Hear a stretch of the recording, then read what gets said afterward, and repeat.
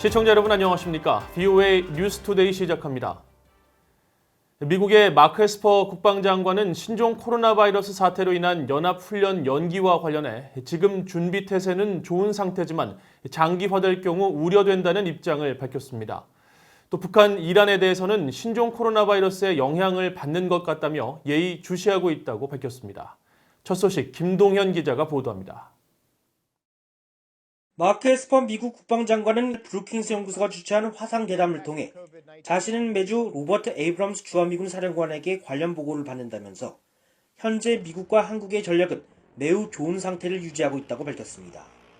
신종 코로나 바이러스 사태로 대규모 미한연합훈련 등이 유예됐지만 중대규모 단위의 훈련은 지속하면서 실전 상황에 대비한 능력은 계속 보존하고 있다고 밝혔습니다. 특히 한반도에 배치하지 않는 전략폭격기와 전투기, 함정 등 역외 전력 자산과 훈련 연계를 통하면서 이 같은 준비태세 능력을 보완하면서 계속 유지할 수 있다고 강조했습니다. 에스퍼 장관은 그러나 이런 상황이 장기화될 경우 생길 수 있는 악영향에 대해 우려한다면서 대안을 찾고 있다고 밝혔습니다. We're seeing low impact, but over time it could accumulate, particularly as we look at how we train with our friends and allies. 에스퍼 장관은 다만 한반도에서 대비 태세와 관련해서는 오늘 밤에도 싸울 태세를 유지하고 있다고 확신한다며 기존 입장을 다시 강조했습니다. 신종 코로나 바이러스 사태와 관련한 러시아와 중국, 북한, 이란 등의 최근 상황에 대한 질문에는 북한과 이란을 주목하고 있음을 시사했습니다. 러시아와 중국은 달라진 것이 별로 없지만 북한과 이란은 기존 양상과 다른 모습을 보여 예의주시하고 있다면서 코로나 바이러스 영향으로 보인다고 밝혔습니다. In other places, we see them standing down, if you will, because they are affected by COVID-19 as well. It's not being reported as much. They are not reporting it as much, but we know that they are concerned about it. 특히 해당국과 군대가 코로나 바이러스 여파로 어떤 행동을 취할지 모르는 상황에서 최전선 지휘관들에게 기민함을 유지하도록 주문하고 있다고 강조했습니다. 이런 가운데 미국 전략사령부는 3일 공개한 보고서를 통해 러시아, 중국, 북한과 이란 등을 증가하는 실제적 위협으로 지목했습니다. 특히 이들 네 나라를 불안정한 국가들이라고 규정하면서 신종 코로나 바이러스 사태 속에서도 무기시험 등 새 무기들을 개발하면서 영내 안보를 불안하게 하고 있다고 지적했습니다. 찰스 리처드 미국 전략사령관은 이런 내용을 공개하면서 현재와 미래에 있을 위협들은 실제적인 것이라며 코로나 대유행 동안에도 바뀌지 않았다고 강조했습니다. VOA 뉴스 김동현입니다. 유엔 안보리와 관련 기구들의 활동 정보를 다루는 비영리 독립조직 안보리 리포트가 5월 전망 보고서를 통해 미국과 북한의 대화 재개 여부와 대북 제재 이행이 이달의 핵심 사안이라고 분석했습니다. 보고서는 지난 3, 4월 북한의 미사일 도발이 지속되는 가운데 미국과 북한의 외교에 진전이 없었다며 유엔 안보리의 주요 관심 사안은 한반도 안정이라면서 미북 대화 재개를 위해 안보리 차원에서 이를 촉구하는 공식 성명을 발표하는 것이 하나의 고려 대상이 될 수 있다고 밝혔습니다.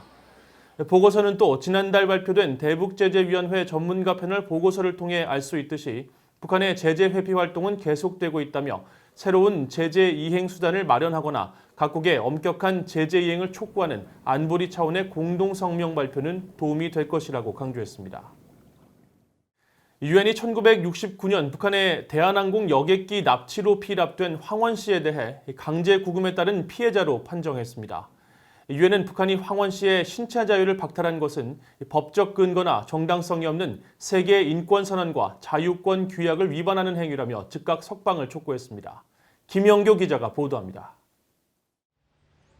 유엔 인권이사회사나 자의적 구금에 관한 실무그룹은 최근 발표한 보고서에서 1969년 북한이 납치한 대한항공 칼 여객기에 탑승했던 황원 씨가 북한에 의한 자의적 구금 피해자라고 결론 내렸습니다.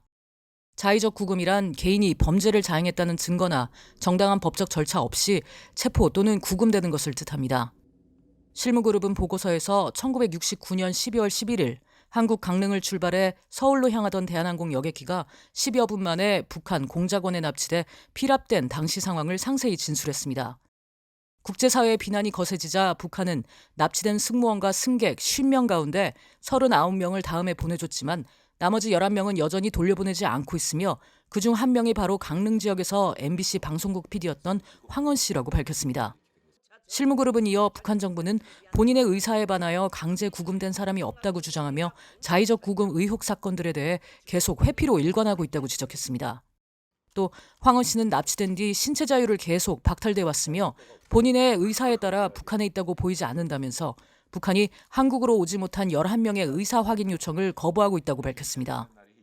실무그룹은 황원 씨의 신체 자유 박탈은 법적 근거나 정당성이 없다면서 가택연금 등 법적 근거 없는 황원 씨의 계속된 구금은 세계 인권선언과 자유권 규약을 위반하는 행위라고 규정했습니다.